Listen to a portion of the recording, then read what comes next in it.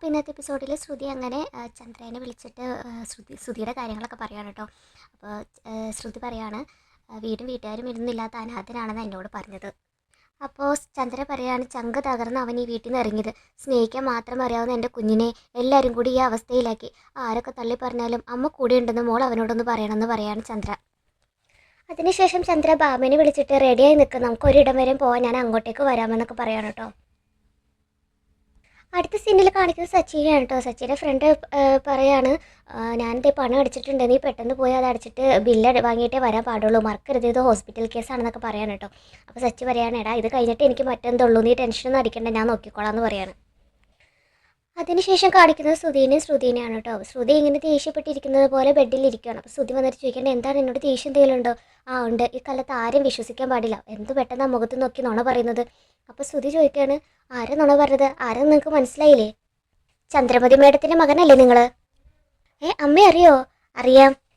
എന്തിനാ നിങ്ങൾ ആരുമില്ലെന്ന് എന്നോട് നുണ പറഞ്ഞത്? ഞാൻ നുണയൊന്നും പറഞ്ഞിട്ടില്ല, ആൾക്കൂട്ടത്തിൻ്റെ നടുവിൽ ഒറ്റപ്പെട്ട ഒരാൾ പിന്നെന്താ പറയുക, എന്നെ സ്നേഹിക്കാനും കാത്തിരിക്കാനും ആരുമില്ല. എൻ്റെ ഉള്ളിൽ മനസ്സിലാക്കാൻ കഴിയാത്ത ബന്ധങ്ങൾ എൻ്റെ സ്വന്തമാണോ? ശ്രുതി പറയാണ് പക്ഷെ നിങ്ങളുടെ അമ്മ സംസാരിക്കുന്നത് കേട്ടിട്ട് അവർക്ക് നിങ്ങളോട് നല്ല സ്നേഹം ഉണ്ടെന്നാണല്ലോ എനിക്ക് തോന്നിയത്. അപ്പോൾ ശ്രുതി പറയുന്നത് ശരിയാ, അമ്മയ്ക്ക് എന്നോട് സ്നേഹമുണ്ട്, പക്ഷെ ആർക്കും എന്നെ മനസ്സിലാക്കാൻ പറ്റുന്നില്ല. എനിക്കാണെങ്കിൽ ആരോടും മനസ്സിൽ തുറന്നൊന്നും സംസാരിക്കാനും പറ്റുന്നില്ല. ഇന്നലെ തന്നോട് സംസാരിച്ചപ്പോഴാണ് ഞാനൊന്ന് ഫ്രീ ആയത്. എന്നെ മനസ്സിലാക്കാൻ കഴിയുന്ന ഒരാളോട് സംസാരിക്കുമ്പോൾ കിട്ടുന്ന സന്തോഷം ഞാൻ ഇന്നലെ അറിഞ്ഞത്. ശ്രുതി പറയാണ് താൻ നന്നായിട്ട് സംസാരിക്കുന്നുണ്ട്, പക്ഷേ ഇനി തന്നെ ഞാൻ എങ്ങനെ വിശ്വസിക്കും? വേറെ വല്ല നുണയൊക്കെ പറഞ്ഞിട്ടുണ്ടോ? പ്രണയിച്ച പെണ്ണ് പറ്റിച്ചെന്ന് പറഞ്ഞതൊക്കെ സത്യമാണോ? അതോ കുറച്ച് കഴിയുമ്പോൾ 3-4 പിള്ളേർ അച്ചാതെ വിളിച്ച് അവരുടെ അമ്മയുടെ കൂടെ വന്ന് നിൽക്കുമോ? അയ്യോ അങ്ങനെയൊന്നുമില്ല, ഞാൻ പറഞ്ഞ ബാക്കി കാര്യങ്ങളൊക്കെ സത്യമാണ്. എന്നെ അവൾ പറ്റിച്ചു പോയതിന് ശേഷം എൻ്റെ ജീവിതം ആകെ മാറി. എല്ലാവർക്കും മുമ്പിൽ ഞാനൊരു ജോക്കറായി, പണത്തിൻ്റെ പേരിൽ പഴി കേട്ടു, ഞാൻ ആർക്കും വേണ്ടാത്തവനായി. ഇതൊക്കെ കേൾക്കുമ്പോൾ ശ്രുതിയുടെ മനസ്സിൽ ഇങ്ങനെ സങ്കടപ്പെടുവാണ് കേട്ടോ. ശ്രുതിക്ക് ചെറുതായിട്ട് ശ്രുതിയോട് സഹതാപമൊക്കെ തോന്നി തുടങ്ങുന്നുണ്ട്. അതിനുശേഷം നമ്മുടെ ചന്ദ്രയും ഭാമയും തിരക്ക് പിടിച്ച് ഹോസ്പിറ്റലിലേക്ക് വരാണ് കേട്ടോ. അങ്ങനെ ശ്രുതിയുടെ റൂമിൽ എത്തുവാണ് രണ്ടുപേരും. അയ്യോ എൻ്റെ കുഞ്ഞിൻ്റെ കാലിന് എന്ത് പറ്റിയെന്നൊക്കെ പറഞ്ഞ് ചന്ദ്ര കരയുവാണ് കേട്ടോ. എന്നിട്ട് ഭാമ ചോദിക്കുകയാണ് നീയാണോ മോളെ ഇവനിവിടെ അഡ്മിറ്റ് ചെയ്തത്? അപ്പോൾ ശ്രുതി പറയണം അതേ മേഡം, ഇന്നലെ ഓട്ടോ തട്ടിയത് കൊണ്ട്. അപ്പം ചന്ദ്രൻ തിരിച്ച് ചോദിക്കുകയാണ് ഇവനൊക്കെ നേരെ നോക്കിയല്ലേ ഓട്ടോ ഓടിക്കുന്നത്? അപ്പോൾ ശ്രുതി പറയാണ് തെറ്റ് ശ്രുതിയുടെ ഭാഗത്താ, ശ്രദ്ധിക്കാതെ റോഡിലൂടെ നടന്നതുകൊണ്ടാണ് ഇങ്ങനെയൊക്കെ പറ്റിയത്, കാലിൻ്റെ വിരലിൽ ചെറിയൊരു മുറിവുണ്ട്, അത്രയേ ഉള്ളൂ. അപ്പോൾ ഭാമ ചോദിക്കുകയാണ് ഈ ചെറുവിരലൊന്ന് ചതഞ്ഞേനാണോ ആക്സിഡൻറ്റ് എന്ന് പറഞ്ഞത്? അപ്പോൾ ഭാമേനോട് നമ്മുടെ ചന്ദ്ര ദേഷ്യപ്പെടാണ് കേട്ടോ. പിന്നെ ആക്സിഡൻറ്റ് എന്നല്ലാതെ പിന്നെ ലോട്ടറി അടിച്ചത് പറയണമെന്നൊക്കെ പറഞ്ഞ് ദേഷ്യപ്പെടാണ് കേട്ടോ. എന്നിട്ട് പറയണം പാവം എൻ്റെ മോൻ വല്ലാതെ സങ്കടപ്പെട്ടു, എന്തിനാ മോനെ നീ ഇങ്ങനെ ഇറങ്ങിപ്പോയത്, ഈ കുട്ടിയോട് നിനക്ക് ആരുമില്ലെന്നൊക്കെ നീ പറഞ്ഞോ? അപ്പോൾ ശ്രുതി പറയണം പിന്നെ എന്താ മീനാ പറയേണ്ടത്, ആ വീട്ടിൽ എനിക്കൊരു അവകാശമൊന്നുമില്ല, എല്ലാവർക്കും ഞാൻ വെറുക്കപ്പെട്ടവനല്ലേ. അപ്പോൾ ചന്ദ്ര ചോദിക്കുകയാണ് അപ്പോൾ ഞാനോ, ആർക്ക് വേണ്ടെങ്കിലും എനിക്ക് എൻ്റെ മോനെ വേണമെന്ന് പറയണം. നിനക്ക് അമ്മയുണ്ടടാ, ആ സച്ചി പറയുന്നതിനൊക്കെ നീ എന്തിനാ ചെവി കൊടുക്കുന്നത്, കണ്ണി കൊള്ളേണ്ടത് പുരുകത്ത് കൊണ്ടു, അത്രയും കരുതിയാൽ മതി. അപ്പോൾ ഭാമ പറയാണ് എന്തായാലും ഒന്നും പറ്റില്ലല്ലോ, ശ്രുതി കണ്ടത് നന്നായി. അപ്പോൾ ശ്രുതി പറയാണ് അഡ്മിറ്റ് ചെയ്തിട്ട് പോവാതെ രാത്രി മുഴുവൻ എനിക്ക് കൂട്ടിയിരിക്കുമായിരുന്നു ശ്രുതി എങ്ങനെയാ ഒരു സഹായം വേണ്ടപ്പോൾ ഓടി എത്താനുള്ള മനസ്സുണ്ട് അവൾക്കെന്ന് പറയാണ് ഭാമ. അപ്പോൾ ശ്രുതി പറഞ്ഞു ഇതിപ്പോൾ വലിയ കാര്യമൊന്നുമല്ലല്ലോ, ഇപ്പോൾ ശ്രുതിക്ക് വലിയ കുഴപ്പമൊന്നുമില്ല, ഡിസ്ചാർജും ചെയ്യാറായി. എന്നിട്ട് ബില്ല് കിട്ടിയെന്ന് ചോദിക്കാൻ കേട്ടോ ഭാമ. അപ്പോൾ ശ്രുതി പറയേണ്ട 12,500 രൂപ. അപ്പോൾ അയ്യോ ഞാൻ പണം എടുത്തില്ലെന്ന് പറയാണ് ചന്ദ്ര. അപ്പോൾ ശ്രുതി പറയാണ് സാരല്ല എൻ്റെ കയ്യിലുണ്ട്. അപ്പോൾ ശ്രുതി പറയുന്നുണ്ട് വേണ്ട, അമ്മ തന്ന പണം എൻ്റെ കയ്യിലുണ്ട്, ആ പേഴ്സ് എന്നാന്ന് പറഞ്ഞ് പേഴ്സ് എടുത്ത് കൊടുക്കുകയാണ്. അങ്ങനെ ചന്ദ്ര ബില്ലടിക്കാൻ പോകുമ്പോൾ ശ്രുതി പറയാണ് ഞാൻ പോയിട്ട് വരാൻ ആൻറ്റി എന്ന് പറയാണ്. അങ്ങനെ ശ്രുതി പോകുന്നത് നോക്കിക്കൊണ്ട് നിൽക്കുകയാണ് കേട്ടോ ചന്ദ്ര. എന്നിട്ട് ചന്ദ്ര ഭാമേനോട് പറയാണ് നല്ല കുട്ടിയല്ലേ.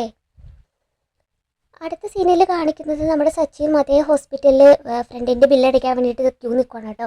പെട്ടെന്നാണ് ശ്രുതി വന്നിട്ട് ഇടയ്ക്ക് കയറി ബില്ലടിക്കാൻ ശ്രമിക്കുകയാണ്. അപ്പോൾ സച്ചി പറയാണ് ഹലോ മാഡം എന്താ ഉദ്ദേശം? എന്തുദ്ദേശം? ആ ബില്ലടിക്കാൻ പോകുന്നു. ഞങ്ങളും അതേ ഉദ്ദേശത്തിൽ തന്നെ അവിടെ നിൽക്കുന്നത്. അതിനൊന്നുമില്ല, കുറേ നേരം ഈ നേരം നിന്നിട്ട് ഞങ്ങൾ ഈ ദൂരെ എത്തിയത്. നിങ്ങൾ നേരെ വന്ന് മുന്നിൽ കയറിയിട്ട് ബില്ലടിക്കുന്നത് നോക്കി നിൽക്കാൻ ഞങ്ങളെന്താ മണ്ടന്മാരാണോ? നിങ്ങൾ ഈ പുരുഷന്മാരുടെ കൂടെ ഞാനെന്താ ക്യൂ നിൽക്കണോ? അതെ, അതിനെന്താ കുഴപ്പം? എല്ലായിടത്തും സ്ത്രീ പുരുഷന്മാർ ഒരേപോലെ പരിഗണിക്കപ്പെടുന്നതാണെന്നല്ല അങ്ങനെയാണല്ലോ പറയുന്നത്. ഇതിനെന്താ അതിന് വ്യത്യാസം? ഈ വരിയിൽ നിൽക്കാതെ എനിക്ക് മുന്നേ ആരും ബില്ലടിക്കില്ല എന്ന് പറയണം കേട്ടോ സച്ചി. വേണമെങ്കിൽ എൻ്റെ പിന്നിൽ വന്ന് നിന്നോന്ന് പറയണം സച്ചി. അപ്പോൾ ശ്രുതി പറയാണ് അതൊന്നും പറ്റുന്നില്ല, എനിക്കും തിരക്കൊക്കെ ഉണ്ടെന്ന് പറയാണ്. അപ്പോൾ കൂടെ നിൽക്കുന്നവർ പറയാണ് ഇതേ സിനിമ തിയേറ്റർ ഒന്നുമല്ല, വേണമെങ്കിൽ പുറകെ പോയി നിൽക്ക്. ശ്രുതി ഒന്നും മിണ്ടാതെ നിൽക്കണം കേട്ടോ. അങ്ങനെ ഒരു നിവൃത്തിയില്ലാതെ സച്ചിയുടെ ബാക്കിൽ വന്ന് നിൽക്കണം ശ്രുതി. അങ്ങനെ ശ്രുതി ബില്ലൊക്കെ അടിച്ച് റൂമിലേക്ക് വരാണ് കേട്ടോ. അപ്പോൾ ചന്ദ്ര പറയാണ് വാ ശ്രുതി നമുക്ക് പോവാം, എന്നിട്ട് ശ്രുതിയുടെ അടുത്ത് പറയാണ് മോക്ക് അവിടെ പോകേണ്ടതെന്ന് വെച്ചിട്ടുണ്ടെങ്കിൽ ഞങ്ങൾ ഇറക്കി തരാം.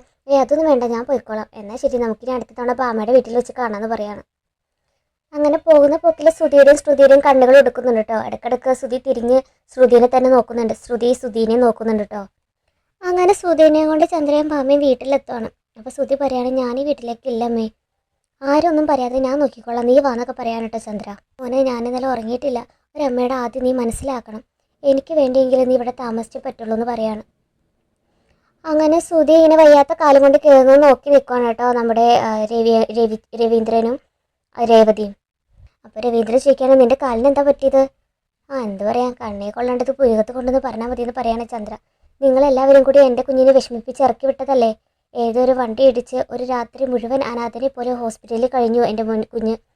വണ്ടി ഇടിച്ച് ഹോസ്പിറ്റലിലായിരുന്നോ? എന്നിട്ട് എന്നെ വിളിക്കാതിരുന്നെന്ന് പറയാണ് രവീന്ദ്രൻ. വിളിക്കാത്ത താമസം, വിളിച്ചിരുന്നെങ്കിൽ എല്ലാവരും കൂടി ഓടി വന്ന് എൻ്റെ മോനെ ശുശ്രൂഷിച്ചേനെ. ശ്രുതി പറയാണ് അമ്മ എനിക്ക് കുറച്ച് വെള്ളം വേണം. അപ്പോൾ രേവതിയുടെ അടുത്ത് പറയണം അപകടം പറ്റിയ ആൾ ഒരു ഗ്ലാസ് വെള്ളം ചോദിക്കുന്നത് കേട്ടില്ലേ, കുറച്ച് വെള്ളം എടുത്ത് കൊടുക്കുന്നു പറയാണ്. ഇത് ദേഷ്യപ്പെട്ട് രേവതി അകത്തേക്ക് കയറി പോകണം കേട്ടോ. അപ്പോൾ നമ്മുടെ ചന്ദ്ര പറയണ കണ്ടോ കുടിക്കാൻ ഇച്ചിരി വെള്ളം പോലും കൊടുക്കൂല, ഇവനെ കാണുന്നതേ അവൾക്ക് ചതുർത്ഥിയാ. നിന്നോട് പറഞ്ഞിട്ടില്ലേ ഇവന് വേണ്ടിയിട്ട് ഒന്നും ചെയ്യാൻ അവളെ നിർബന്ധിക്കരുതെന്ന്? വേണ്ട, എൻ്റെ മോന് വേണ്ടതേ ഞാൻ കൊടുത്തോളാം എന്ന് പറഞ്ഞ് ചന്ദ്ര അകത്തേക്ക് വെള്ളം എടുക്കാൻ പോവാണ് കേട്ടോ. രേവതി അങ്ങനെ സച്ചിനെ വിളിച്ചുകൊണ്ട് താഴോട്ട് ഇറങ്ങി വരുവാണ് കേട്ടോ. അപ്പോൾ സച്ചി വന്നിട്ട് സുധിയുടെ കാല് പിടിച്ച് പൊക്കിട്ട് ചോദിക്കുകയാണ് ഇത് വലിയ കുഴപ്പമൊന്നുമില്ലല്ലോ, നീ പറയുന്നത് കേട്ടപ്പോൾ ഞാൻ ചോദിച്ചു വലിയ വെട്ടാണെന്ന്, എന്താണ് നിനക്ക് പറ്റിയത് എന്നൊക്കെ ചോദിക്കുകയാണ് കേട്ടോ. അപ്പോൾ രവീന്ദ്രൻ പറയാണ് കുഴപ്പമൊന്നും കാണുന്നില്ല. അപ്പോൾ ചന്ദ്ര പറയാണ് എൻ്റെ പ്രാർത്ഥന കാരണം കൂടുതലൊന്നും പറ്റിയില്ല.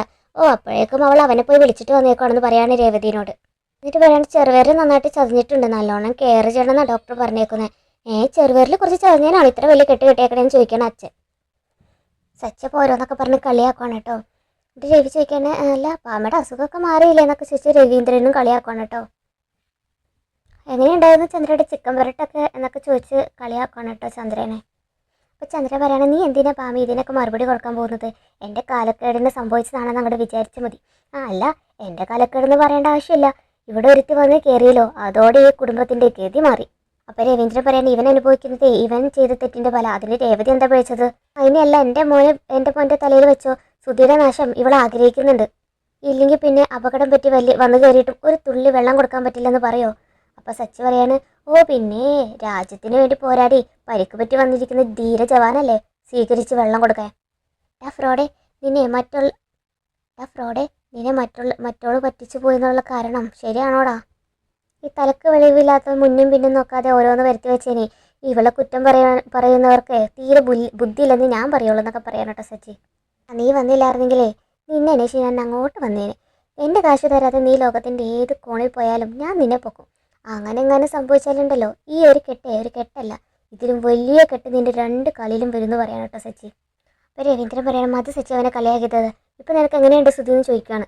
അപ്പോൾ ചന്ദ്ര പറയണം മതി സുഖം അന്വേഷിച്ചത്, നിങ്ങൾക്കറിയോ ഹോസ്പിറ്റലിൽ പോയ പെണ്ണിനോടെ ഇവൻ അനാഥനാണെന്നാണ് പറഞ്ഞത്. ഞാനിങ്ങനെ ജീവനോട് ഇരിക്കുമ്പോഴേ എല്ലാവരും ഇവനെ ഒറ്റപ്പെടുത്തി, എനിക്ക് എന്തെങ്കിലും സംഭവിച്ചിട്ടുണ്ടെങ്കിൽ ആരുണ്ട് ഇവന്? സച്ചി പറയണം അങ്ങനെ പറയല്ലേ അമ്മേ, അമ്മയ്ക്ക് എന്തെങ്കിലും സംഭവിക്കുന്നുണ്ടെങ്കിലേ അതിന് കാരണം ഇവനായിരിക്കും, ഇവൻ മാത്രമായിരിക്കും. മറന്നുപോയോ അമ്മയുടെ തലയെ തൊട്ടാ ഇവൻ സത്യം ചെയ്തിരിക്കുന്നത്. അപ്പോൾ പെട്ടെന്ന് ചന്ദ്ര അത് ആലോചിക്കുകയാണ് കേട്ടോ. അങ്ങനെ ഈ എപ്പിസോഡ് തീരുവാണ്.